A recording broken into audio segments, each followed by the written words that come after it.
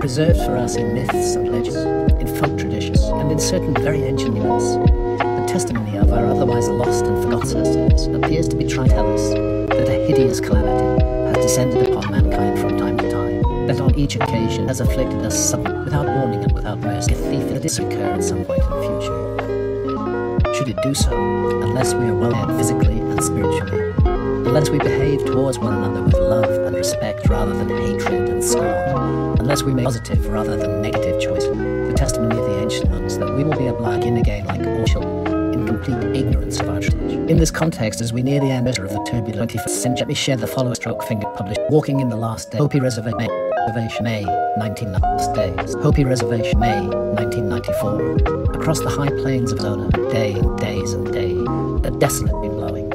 As we drove across those plains, towards the tiny village of Shungapovi, I went over in my mind all I had seen and done. My travels, the false starts and dead ends I had encountered, lucky break, moments when everything came together, moments when I had travelled a long road, far long, whisked us up these austere battles, nor did I expect to turn any ground. Nevertheless, I had made this just the science prophecy, still believed to be alive among the Hopi. Pueblo distant to the Aztec Mexico, whose numbers have been reduced by attrition, misery, 10,000. The Hopi believe that we are walking in the last day with a geological sword of Damocles hanging. According to their myths, the first world was destroyed as a punishment for human misdeeds by an all-consuming fire that came from above and below. The second world ended, terrestrial globe toppled from its axis, and everything was covered with ice. The third world ended in a universal presence. The fourth. Its fate will depend on whether or not its inhabitants behave in accordance with the Creator's plan. So the present world is the fourth. Its fate fourth. Present world is the fourth. The present world is the fourth. Present world is the fourth. Its fate will depend on whether or not its inhabitants behave in accordance with the Creator's plan. I had come to Arizona to see whether the Hopi thought we would behave according to the end of the world. The desolate wind blowing across the high plains shook and rattled the sides of the trailer home. Beside me was my wife Santha, who'd been everywhere, sharing the risks and the adventures, sharing the highs and the lows. Sitting across from us was our friend Ed Ponis, a medical surgical nurse from Lansing, Michigan. 2 years previously, Ed had worked on, thanks to his colleague, my Ross Paul, a 96-year-old Hopi Elspine, the leading spokesman for traditions of his people. Beside him was his granddaughter Melza, a handsome middle-aged who had offered to translate. I have heard that the Hopi believe the end of the world is coming.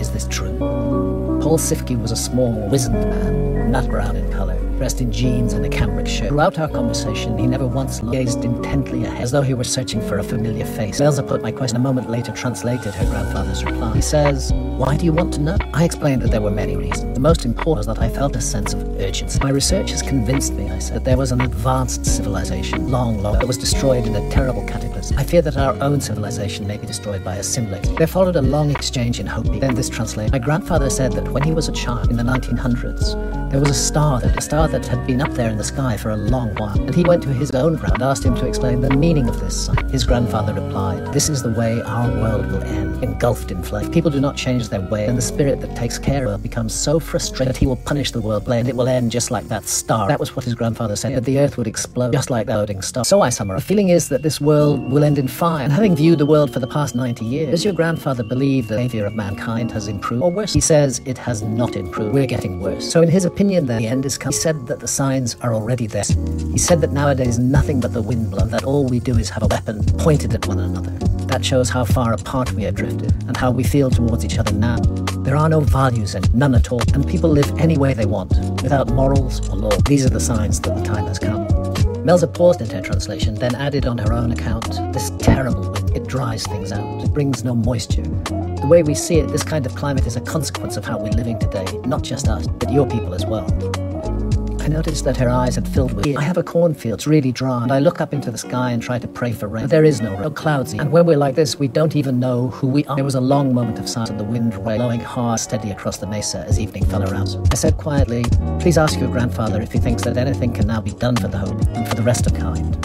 The only thing he knows, Mel replied when she had heard his answer, is that so long as the Hopi do not abandon their tradition, they may be able to help themselves and to help others. They have to hold on to what they believed in them. They have to preserve their memory. These are the most important. But my grandfather wants to tell you also, and for you to understand, that this earth is the work of an intelligent, a spirit, creative and intelligent spirit, designed everything to be there. My grandfather says that nothing is here just chance, that nothing happens by whether good or bad, that there is a reason for everything. When human beings around the globe, from many different cultures, share a powerful and overwhelming wish, we are within our rights to ignore them. And when the voices of our distant ancestors, descending to us through myths and sacred architecture, speak to us physical obliteration of a great civilization in remote antiquity, and tell us that our own civilization is in jeopardy, we are entitled, if we wish, to stop up our ears. So it was, the Bible says, in the antediluvian. For in those days, before them, people were eating, drinking, taking wives, taking husbands, right up to the moment that Noah went into the abyss and the flood swelled away. In the same manner has been prophesied that the next globe shall fall at an hour we do not suspect, lightning striking in the east and flashing far into the west. The sun will be dark, the moon will lose its brightness, the stars will fall from the sky, and the powers of heaven be shaken. Then of two men in the fields, one is taken, one left, and of two women at the millstone grinding, one is taken, one left. What has happened before can happen again. What has been done before can be done, and perhaps there is indeed nothing new.